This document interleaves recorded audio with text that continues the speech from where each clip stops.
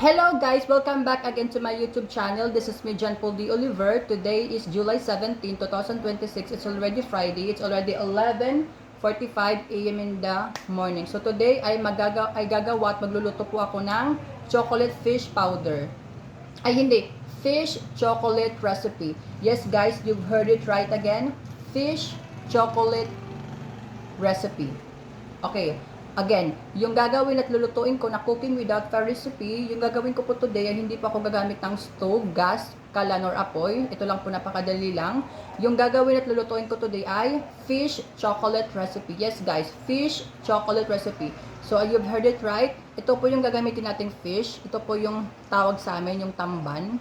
Ayan. Ayan guys. Marami siya guys actually. Oh. So kung kilala niyo yung fish na to, alam niyo kung anong itsura niya. Ayan. Fish chocolate recipe guys. So ito yung pritong isda, fried fish chocolate. Ay guys, ito pala ay fried fish chocolate recipe. Itong tinatawag kong fried fish recipe kasi prinito siya guys. Ayan o. Ito yung tinatawag sa amin guys na tamban. Ayan o. Tamban siya. Actually ano siya? Mga 10 pieces na ganito. Ang dami. Andyan pa sa may sa may pinaka ilalim. Ayan guys, nakikita nyo ba close up? Ayan. And then, yung gagamitin natin chocolate, of course, kung kilala nyo ako, kasi wala na akong stock today ng champion, ito yung gagamitin nating fish, ito yung gagamitin nating chocolate powder from Energin. Ayan.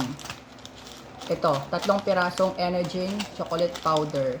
Energin chocolate rings, ayan. Ayan guys, napakasarap at napaka-crunchy nito. 1, 2, and 3. Ayan. 3 piraso po yung ating gagamitin today. And then next ay maglalagay po tayo ng chocolate bar. Ayan po. Ito po ay Choco Crunchies. Ayan. Ito ay chocolate biscuit guys. Ayan. Maglalagay po tayo sa toppings ng chocolate biscuit na bilog. Ayan guys oh. Malaki actually siya guys oh. Kasing laki ng bunga ako kapag bumubuka yung bunga ako. Ayan. Chocolate biscuit guys. And then next, ayan. Chocolate biscuit. And then next ay maglalagay din tayo ng oil. Maglalagay tayo ng oil. And then maglalagay din tayo ng salt. Then of course, napakasimple lang talaga yung aking ingredients guys. So napakadali lang talaga niya gawin, okay? Okay, last is maglalagay din tayo ng ground pepper. So look at my ground pepper guys. Ayan, yung ground pepper natin. Okay, so let's start. I think I'm ready. Okay. So first, dito, hindi muna to guys. Okay, ito. Ayan. So wait, parang madumi-dumi siya ng konti. So, lang natin. Linisan lang natin ng konti, di ba? Okay. Ayan guys, ilagay natin. So dito, sa ating chocolate, bubuksan muna natin yung ating Energin chocolate. Kikita ba guys? Ating Energin chocolate. Wala tayong scissor, so bubuksan natin. Ayan. So, i-melt lang talaga natin siya guys dito. Ayan. Ayan. Energin. 1, 2, 3, go. O, diba? So, lahat guys, ilalagay ko lahat. Ayan. So, dapat di masasayang guys kasi napakamahal po ng aking mga ingredients. Para sa akin, napakamahal kasi minahal nila ako. Kaya mahal talaga para sa akin yung mga ingredients. Oo, di ba? Hindi mahal guys ha. Mahal lang talaga. Mahal ko sila eh. Ayan guys. Yung pangalawa natin. Ayan. Ayan. Hindi ito guys yung final natin nalagayan kasi i-blend ko muna yung chocolate dito sa may tubig. Ayan. Di ba wala na? And then last is ito.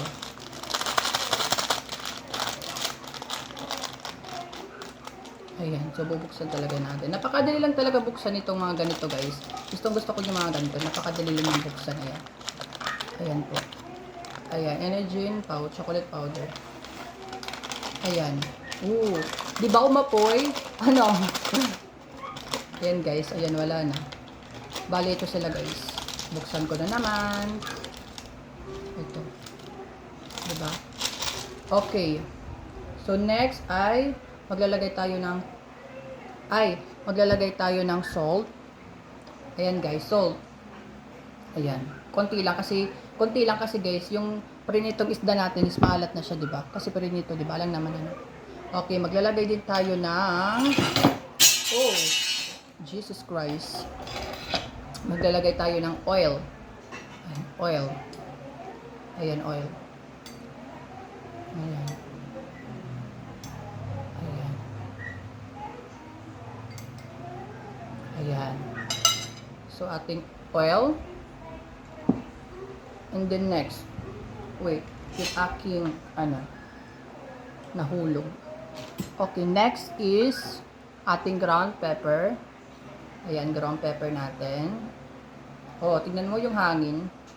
Dami natin yung ground pepper guys kasi mas masarap to. Ayan, dami. Okay.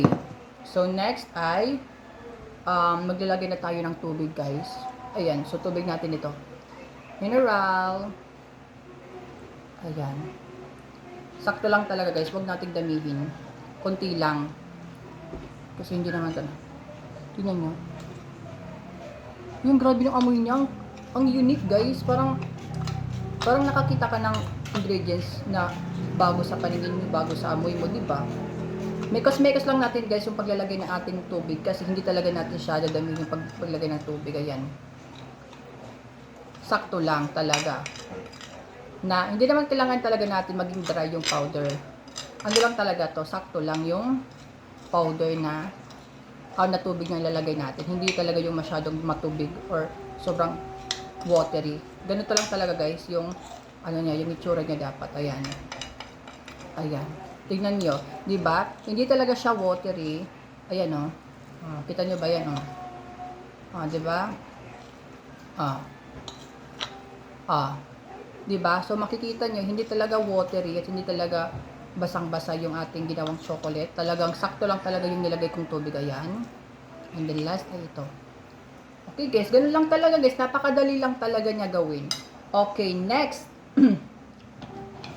Yung next. Oh, Jesus Christ. Ilalagay natin dito. Ayan. Ating lagayan. Ayan. And then, ilalagay na natin itong ating fish. Ayan. So, meron ako dito guys. Siguro more than 10 yung piraso ng fish na meron ako dito. Ayan. Ito guys ay prinitong tamban. Fried fish. Ayan. Isa. Bilangin nila kung magkano or ilan yung nalagay ko. 2. 3. 4.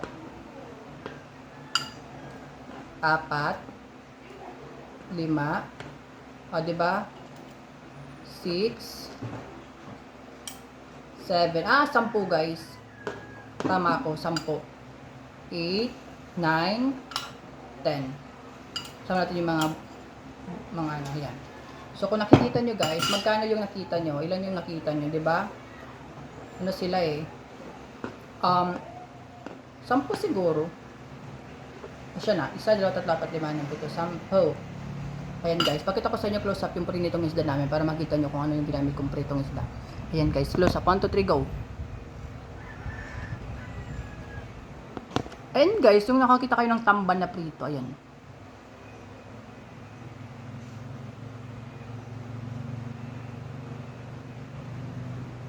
Yan, mga pritong tamban. Kung nagpiprito kayo ng tamban, yan yung itsura niya. Diba? Ayan guys. So next, nalalagay natin ay maglalagay din tayo ng oil again. Yes guys, maglalagay po tayo ng oil again. Oil, sa top lang.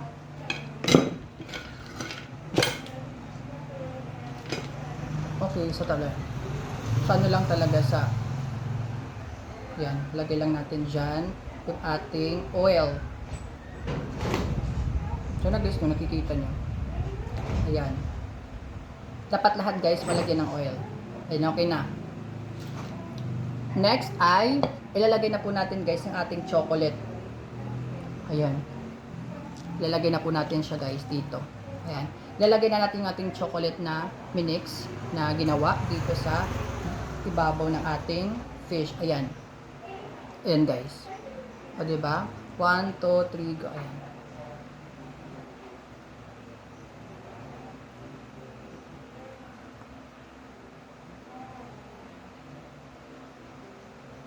Parang ano guys? Wait. Para mas ano talaga. Okay, ilalagay natin ng dahan-dahan itong ating chocolate. Ayan, chocolate bread. Parang lang talaga siya guys, toppings. Pero, kakaiba. Hindi siya talaga yung watery na chocolate no na makikita natin. Ayan, ganun lang. Yung ating chocolate. Pwede pakita ko sa inyo close up guys, para kahit paano makita nyo yung itsura niya. Para hindi at kahit paano, kasi guys, kung watery yung chocolate na ginamit natin or nilagay natin, talagang hindi na makikita yung fish natin. Mabuti kung ganito lang talaga guys. Kasi di ba pag watery, talagang sobrang, para na siyang tubig, para na siyang sauce na ewan na hindi mo na masyado makikita yung fish mo. Kaya ito yung ginawa ko. So, talagang makikita talaga siya, di ba? Ayan. Kita nyo ba? Wait. Okay na to. Ayan. Ayan. Ayan guys, okay na. Ayan. Lagay natin yung konti-konti lang dito. Ayan, konti din dito. Ito, konti lang dito sa may ano. Ayan, okay na guys. Yes, okay na siya. Thank you Lord na ano din. Ayan. So, ito na guys yung ating finished product. Sana magustuhan nyo. Ito yung ating fried fish chocolate. Fried fish chocolate recipe. Close ako sa inyo. 1, 2, 3, go. Ano talaga fish? Lalagyan ko pa pala siya guys ng ano. Lalagyan ko pa siya ng ground pepper ulit. Ayan. Ayan guys, ground pepper to. Lalagyan ko siya sa top. Ayan, nakikita nyo. Ayan. Lagyan pa natin. Para mas masarap siya. Lagyan pa natin ng konti. Ayan dito. O, diba? Toppings, ground pepper. Kakaloka si Jan. Close up again. 1, 2, 3, go.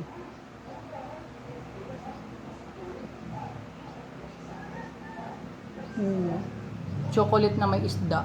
Sino makakagawa nun? Chocolate, nilagyan mo ng isda.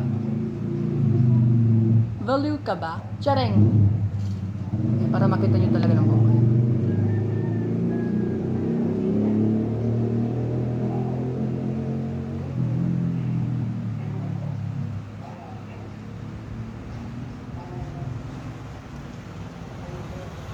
Ayan.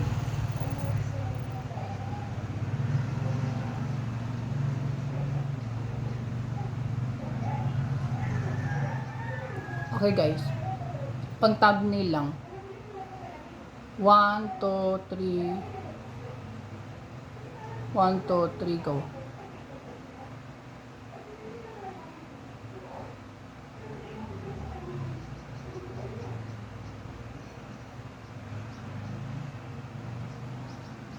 Okay na! Nahulog na. Hala, nahulog na yung chocolate. Okay, tikman na natin guys. Taste test.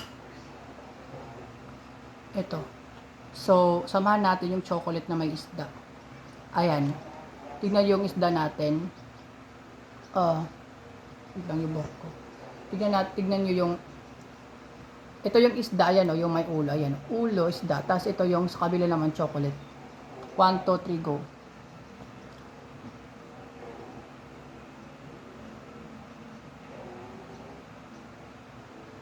Ano ito gawa?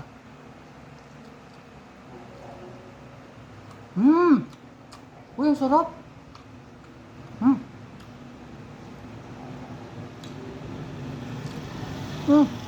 Uy, sarap.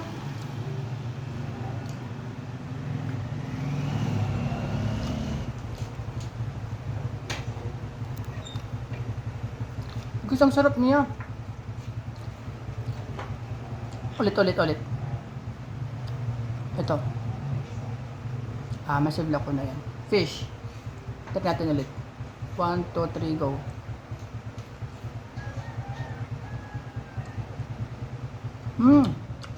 Sarap.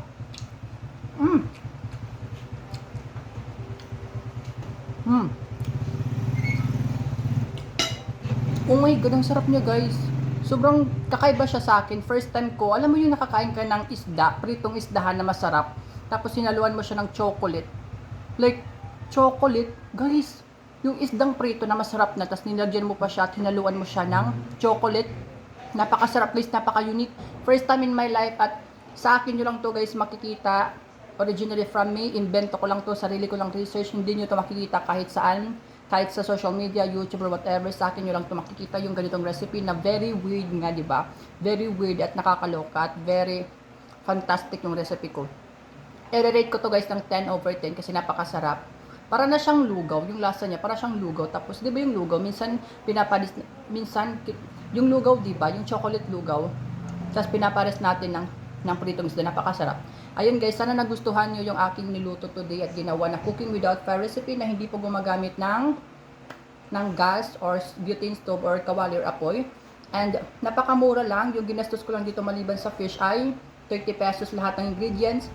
Maliban lang po sa fish. So, bonus na lang kapag meron kayong pritong isda sa bahay nyo or inulam nyo. Okay guys, so sana itry nyo din lutuin, sana matikman nyo para kahit paano is makatikim kayo ng kakaibang food, di ba? Hindi lang Filipino food kasi ito different food.